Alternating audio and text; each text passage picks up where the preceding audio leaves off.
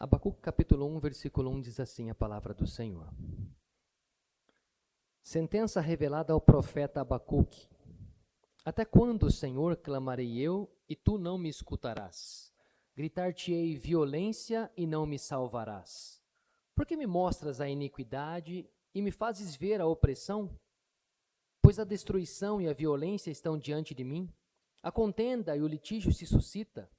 Por esta causa a lei se afrouxa, a justiça nunca se manifesta, porque o perverso cerca o justo, a justiça é torcida. Oremos.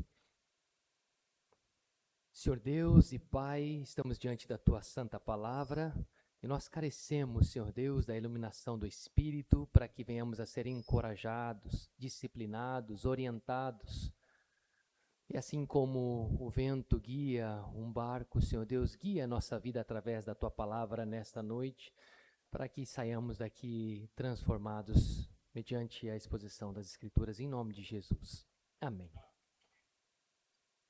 Irmãos, o profeta Abacuque é um profeta provavelmente 600 anos antes de Cristo e que é contemporâneo a Jeremias. Dentro do contexto do profeta Abacuque, nós temos uma situação a qual Israel já havia se dividido, reino do norte e reino do sul, e o reino do norte já tinha sido tomado pelos assírios. Lá nunca teve um rei bom, sempre teve reis ruins, e agora Abacuque é levantado no reino do sul para ser um profeta diante de um tempo também, a qual nós estamos vendo aqui. O povo estava em desobediência, a situação não era nada agradável, e os caldeus, nós vamos ver aqui também, é uma outra nação que está vindo agora em direção ao povo do reino do sul, Judá. Bom, diante dessa situação, só restava a Abacuque fazer uma oração de aflição, de desespero, de alguém que realmente está numa situação desconfortável. E quantas vezes nós também fazemos orações assim ao Senhor, porque nos encontramos em situações de completa desespero e aflição. Deixa eu aqui fazer uma introdução também sobre a minha vida e família, relacionando a essa introdução. Quando eu casei, eu fiz, depois, resumindo a minha história um pouquinho, né? Eu fiz antes de casar, eu falei para minha esposa. Somos casados hoje há 14 anos, temos uma filha também chamada Sol, e eu falei para ela, eu tenho um chamado, né, a qual eu tenho me preparado no decorrer dos anos, e eu quero muito um dia exercer esse chamado. Ela falou, é mesmo? Que interessante, bacana. Nem para onde que é esse chamado? Como é seu chamado? Eu quero um dia pregar o evangelho lá no Iraque. Ela falou, não é tão normal, né? Podia ser em São Bernardo do Campo, sou de Sorocaba, São Paulo, podia ser em alguma outra região aqui do Brasil, não que isso é mais fácil ou menos, né? Mas a questão da diferença cultural e do choque cultural é muito grande, né? Bom, nós casamos, depois que nós casamos, nós fomos nos preparar juntos em centros de missões. Moramos 1 ano na cidade de Trindade, lá em Goiás, fazendo lá um centro missionário, e depois moramos 8 meses em Juazeiro do Norte, fazendo um estágio da missão. Depois fomos morar um tempo em Amambai, nos preparamos por outro caminho.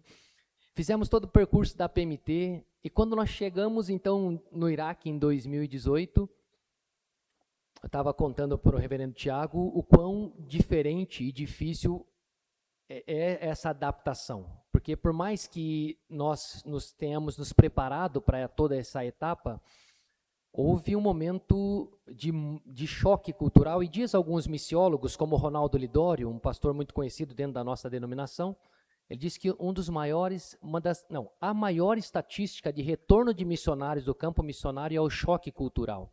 Devido ao impacto, quando você chega numa cultura, você não fala a língua, lá nós já pegamos mais de 50 graus, menos 20 graus, comida diferente, as coisas muito, muito diferentes. E tem uma coisa, né? O chamado acompanha o marido e a esposa acompanha o marido chamado, né? Então, para a esposa, às vezes, e dentro ainda de uma realidade totalmente machista, ali, a situação ficou bem difícil para minha esposa. De maneira que Reverendo, você quer que eu use o microfone de voz ou tá bom assim? Tá bom a audição? Tá legal? Tá jóia. É porque às vezes eu respiro aqui, não sei se tá, mas... Bom, então, quando eu cheguei, o que aconteceu, eu estava muito empolgado para toda a vivência na missão, mas o choque cultural também me atingiu, mas atingiu especialmente minha esposa e minha filha, ao ponto de minha esposa ficar praticamente em depressão. Nós pegamos ainda Covid naquele período, foi lá em 2020, ela ficou dentro da cama, do quarto, ficou mal, bem mal.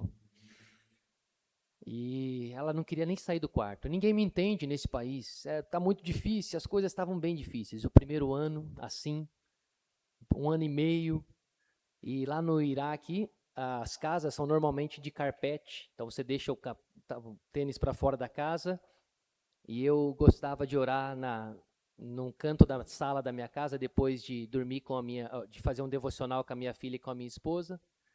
Eu ia para a sala chorar e orar, de verdade, por vários meses. E eu fazia uma oração muito parecida com essa, que eu dizia como Abacuque: até quando, Senhor? Até quando as coisas vão ficar desse jeito? Até quando, Senhor Deus? Parece que o Senhor não está vendo. Olha minha esposa como está. Eu não sei, será que o Senhor me chamou mesmo? Isso é viver o transcultural? Eu estou aqui, minha família está em crise. A minha filha é a única cristã e única estrangeira da escola. Ela está sendo chamada de Cáfira, eles falam. Cáfira é uma pessoa infiel, ou filha de Satanás, como eles falam também, né? Ela fala: papai, eles estão me chamando de Cáfira. A minha esposa ficava mais tensa e aquilo apertava meu coração de uma maneira diferente. E eu chorei muito. E em alguns momentos eu meditava muito em alguns textos bíblicos, e Abacuque falou muito ao meu coração, porque eu fiz essa oração. O profeta aqui, esse livro é um diálogo de um profeta levantado num tempo aparentemente errado ou inoportuno, totalmente contrário à facilidade para pregar o evangelho dentro de uma nação que estava em infidelidade com o Senhor, uma vivência extremamente difícil. E ele: até quando, Senhor? Eu vou clamar ao Senhor e parece que o Senhor não me escuta. E era justamente a oração que eu estava fazendo. E eu andava para frente e para lá, porque eu gostava de orar andando. Parece que eu gastei o tapete do chão assim lá, assim, ainda tem uma marca lá, não sei se é meu pé sujo ou se eu andei bastante. Mas eu orei demais ali chorando. Mas o texto continua.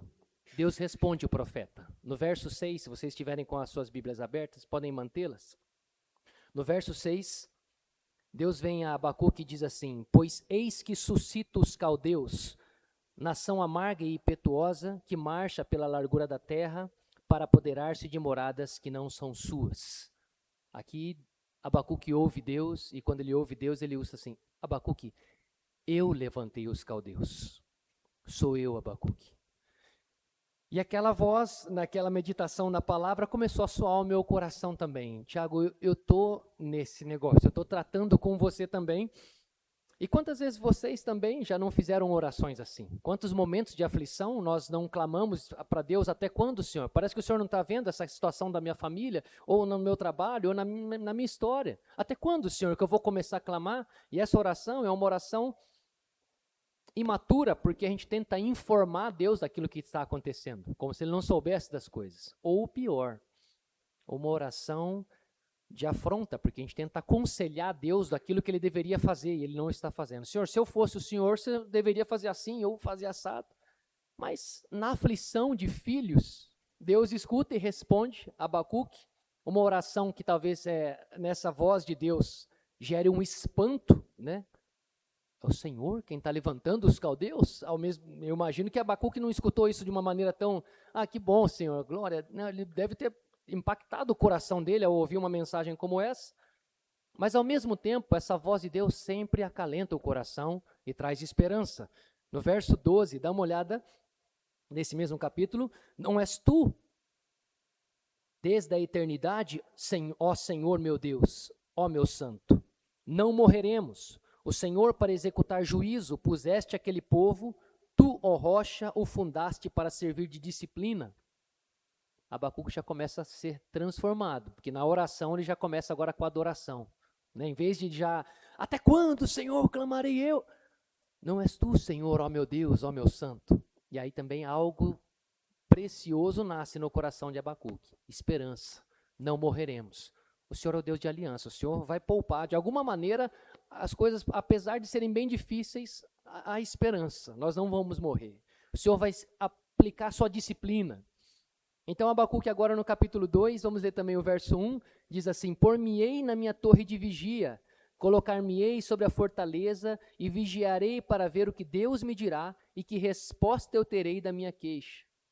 Do vale, de um momento de aflição, eu já vou me colocar na torre de vigia. Parece que ele já saiu de um local onde ele estava e vou esperar para ver o que resposta ele tem à minha queixa. Num primeiro momento, parece que a gente coloca Deus na parede, nas nossas aflições, e responde: Deus, até quando? O Senhor não tem que fazer alguma coisa, o Senhor tem que fazer. O Senhor não está vendo a minha filha, a minha esposa? O Senhor não está vendo a minha família? O Senhor tem que fazer alguma coisa, o Senhor não está. A gente impõe a Deus, muitas vezes, situações a qual ele, como se ele tivesse que responder, e no nosso tempo, do nosso jeito. Mas agora ele já fala: colocar-me na minha torre de vigia e vou esperar para ver que resposta o Senhor tem à minha queixa. No verso 4, seguindo também um pouco mais à frente: eis o soberbo, sua alma não é reta nele, mas o justo viverá pela sua fé. O soberbo decide como Deus deve fazer, na hora que deve fazer e o que deve fazer. Mas o justo vive pela fé. É como se Deus chamasse agora Abacuque para olhar para ele: Abacuque, eu estou te chamando para olhar para mim. Deus está chamando você e eu, nessa noite, novamente, a olharmos para Ele e andarmos por fé, mesmo em situações que não, aparentemente, são favoráveis à nossa vida. Não são aí tão confortáveis à nossa realidade. Eu não estou chamando você, Abacuque, para mudar uma situação em volta, mas eu estou te chamando para viver algo diferente a partir da fé que você tem em mim mesmo. E no verso 20 desse capítulo, para fechar esse capítulo, ele diz assim: o Senhor, porém, está no seu santo templo.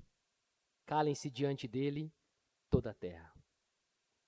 Agora ele reconhece a soberania de Deus, e esse é um processo maravilhoso na caminhada com o Senhor, a qual, de uma oração aflita no vale, nós somos levados a um outro momento e reconhecemos então a soberania de Deus e nos calamos diante dele. Agora o Senhor responde como ele quer.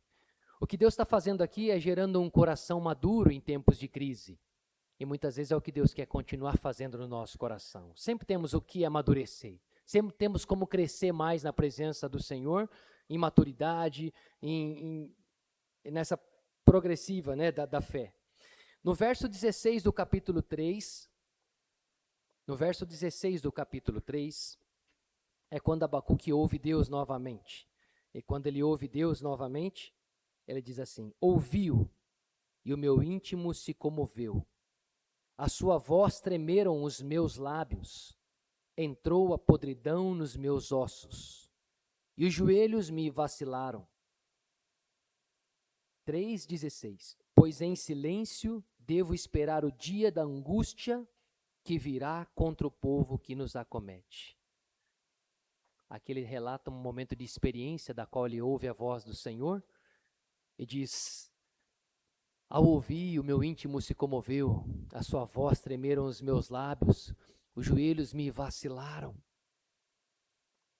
E essa transformação do profeta no decorrer do livro faz com que ele agora espere novamente. Ele menciona: em silêncio devo esperar o dia a qual o Senhor atuará. Nós sabemos, pelo profeta Jeremias, que o cativeiro babilônico durou 70 anos. Abacuque foi levantado, ele é contemporâneo a Jeremias. A gente não sabe se ele viu o final do cativeiro ou não viu. Mas, ainda que ele não visse algumas coisas acontecendo diferente, ele teve a ousadia de orar com um coração maduro, nessa parte a qual nós conhecemos bastante do livro, capítulo 3, versículo 17, e diz assim: ainda que a figueira não floresça, nem haja fruto na vide, o produto da oliveira minta, e os campos não produzam mantimento, e as ovelhas sejam arrebatadas do aprisco, e nos currais não haja gado, todavia eu me alegro no Senhor, exulto no Deus da minha salvação. O que Abacuque chega à conclusão aqui é que ainda que algumas coisas que ele exigia que acontecesse lá no começo não aconteça, ainda que eu seguirei alegre no Deus da minha salvação. E eu compartilho com vocês também que naquele momento de oração, meditando no texto, principalmente de Abacuque, no meu íntimo e diante de um texto, eu escutei como a voz de Deus soando ao meu coração, meditando nessas letras sagradas aqui. Tiago, e se eu não fizer o que você está querendo que eu faça? E se eu não quiser? E se eu não fizer o que você está querendo que eu faça? E aí isso prosseguiu de maneira que eu fui meditando mais com a voz do Senhor. E se as coisas piorarem? E se as coisas piorarem? A nossa fidelidade ao Senhor vai até onde, né? E ali não havia possibilidade de fazer assim, eu vou fazer um retorno rápido, né, para o Brasil de novo. Não tinha situação assim. Era como se eu ouvisse também no meu íntimo assim, aqui não tem papai nem mamãe. Aqui vai começar um novo tempo na sua vida, a qual você precisa crescer na fé. E Deus hoje fala aos seus corações também nessa noite. Talvez algumas coisas não mudem. Ou infelizmente, irmãos, talvez algumas coisas mudem para pior. No aspecto da situação, porque, por exemplo, para os profetas e para os apóstolos, nem sempre mudou para melhor a nível humano. Alguns morreram decapitados, passaram por situações, e eu recordo aqui, vou mencionar depois aqui a respeito de um dos irmãos, a qual eu convivo lá. A esposa dele, com o tempo, percebeu que ele era cristão, porque ele parou de fazer as práticas do muçulmano, parou de orar 5 vezes por dia, parou de fazer algumas coisas, e a esposa percebeu, resumindo a história dele, um dia ela chegou a ele, e ele já é um senhor de idade, já tem netos, já é uma pessoa muito querida. Por causa dessa situação, hoje ele me liga mais do que minha esposa, ele me liga umas 3 vezes por dia, para conversar comigo, e esse senhor, a esposa dele então fala, você deixou a fé? Ele falou, eu agora não sou mais muçulmano, agora eu sou seguidor de Jesus. Ela fala, tá bom então. E ele sai para trabalhar, quando ele volta, ele pensa que alguma pessoa tinha falecido na casa dele, porque ele falou assim, minha esposa reuniu todo mundo da minha família. Lá eles são muito família, muito, muito conectados. Falou, tava meus cunhados, meus primos, meus tios, estava todo mundo. Eu cheguei preocupado. Eu entrei na casa, e quando eu entrei na casa, eu me deparei com uma situação de todo mundo olhando para mim em silêncio, e aí o que eles chamam lá de radical, eles chamam de salafir. Salafir é o radical muçulmano islâmico, a qual tem uma barba comprida, você reconhece ele pela figura da pessoa dele. E ele é um irmão da esposa dele. Tomou a fala e falou, o que você está fazendo com a nossa família? Ele falou, Tiago, ele me deu um tapa na cara dentro da minha casa. E resumindo a história, ele falou assim, ou você deixa a fé cristã, ou você sai dessa casa, agora não é mais esposo da minha irmã, e você sai com a roupa do seu corpo. E esse irmão, ele olha para aquelas pessoas a qual ele tanto ama, e ele fala em lágrimas para mim, eu vou mostrar depois para vocês, ele olha para os netos dele e diz, eu não estou rejeitando vocês, mas eu não posso negar o Cristo a quem eu conheci. E ele então ali é difamado, toma alguns tapas, alguns cuspidas, né, assim também de alguns, né, porque eles falam porco, cáfira, pizza, vão cuspindo nele, e ele sai, ele vai morar num tempo numa construção civil, e nós não podíamos recebê-lo na casa também, porque senão os salafiros, os radicais, iam saber quem estava caminhando com ele, e isso poderia nos complicar também. Então, nós passamos a levar comida para ele lá, eu, minha esposa, minha filha, ajudá-lo lá. Hoje, ele está lá servindo na igreja com a gente, caminha com a gente, mas eu vou dizer para vocês uma coisa, a situação dele ainda não melhorou. Já são alguns anos que ele vive assim. Mas pensa no homem que ama o Senhor Jesus. Pensa no homem que perdeu tudo e continua servindo a Deus de uma maneira que impacta o meu coração. Às vezes as coisas não vão ser do jeito que nós queríamos. Porque no final da história, não se trata de nós. Porque dele, por meio dele e para ele. Às vezes, o fim de algumas coisas na nossa vida não são tão agradáveis quanto nós gostaríamos. Mas Abacuque fala um detalhe poderoso no verso 18, que é todavia eu me alegro no Senhor, exulto no Deus da minha salvação. Nesse momento, a alegria inabalável de Abacuque não está mais na situação que pode ser mudada, mas o Deus da salvação. O peso da graça, quando a gente entende cada vez mais essa graça que nos é suficiente, ela nos traz essa alegria, que traz alegria ao Mofaque. Essa graça da cruz, quando a gente começa a estudar mais sobre ela, quando a gente começa a ensinar mais sobre ela, a gente vai entendendo mais sobre isso, essa graça nos torna suficiente. E aquele meu choro e aquela voz de Deus que soou ao meu coração, ainda, e se eu não fizer nada daquilo que você espera, Tiago, me fez lembrar dessa graça preciosa. E nós podemos apontar para Paulo também, o apóstolo Paulo, no Novo Testamento. Por 3 vezes eu orei, Senhor, afasta de mim essa situação. Não vou afastar. E que ele diz depois?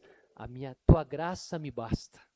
A graça da salvação em Cristo Jesus, quando consciente, quando ainda mais profunda no nosso coração e entendimento, se torna suficiente para que nós continuemos caminhando, mesmo quando ainda as coisas são ruins, ainda que algumas coisas não mudem, ainda que a figueira, ainda que o fruto, ainda que o produto, ainda que nada aconteça, eu continuo alegre no Deus da minha salvação, como alguns irmãos lá no Iraque, mas como a gente também pode continuar experimentando aqui.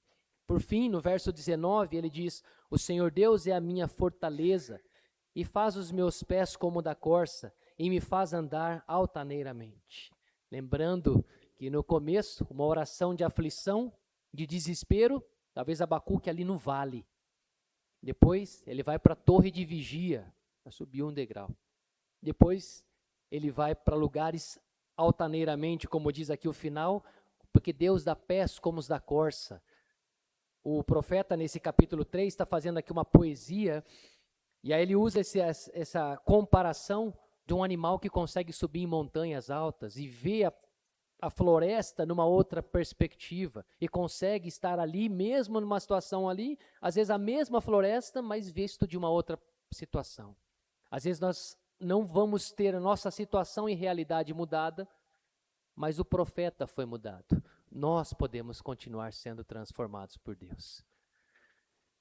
Então que Deus possa nessa noite nos fortalecer, ainda que as coisas não mudem, ou ainda que as coisas piorem, que Deus possa nos encontrar fiéis, adorando, servindo, crendo, porque o justo foi chamado a viver pela fé. Amém? Vamos orar e depois, então, nós compartilharemos aquilo que Deus tem realizado nessa região do mundo. Senhor Deus e Pai, louvado seja o Teu nome, obrigado, Senhor, porque quando nós estamos aflitos demais, o Senhor não nos desampara. A Sua voz ainda nos encontra naquele momento, mas também nos chama à maturidade. E nessa noite o Senhor nos traz à memória essa maturidade da fé, e nós clamamos para que o Senhor nos dê força, assim como nós lemos na Tua palavra, o Senhor é a minha fortaleza. O Senhor é quem dá os pés como os da corça para que nós subamos, Senhor Deus, em lugares altos. Nós dependemos de Ti, Espírito Santo, a fim de termos um entendimento maior da obra de Cristo e essa salvação nos ser suficiente. Que a graça possa realmente ser suficiente ao nosso coração, ainda que algumas coisas que nós tanto queremos não aconteçam, a fim de que o Senhor continue sendo glorificado na nossa vida em tempos difíceis e em tempos de bonança. Nós oramos em nome de Jesus.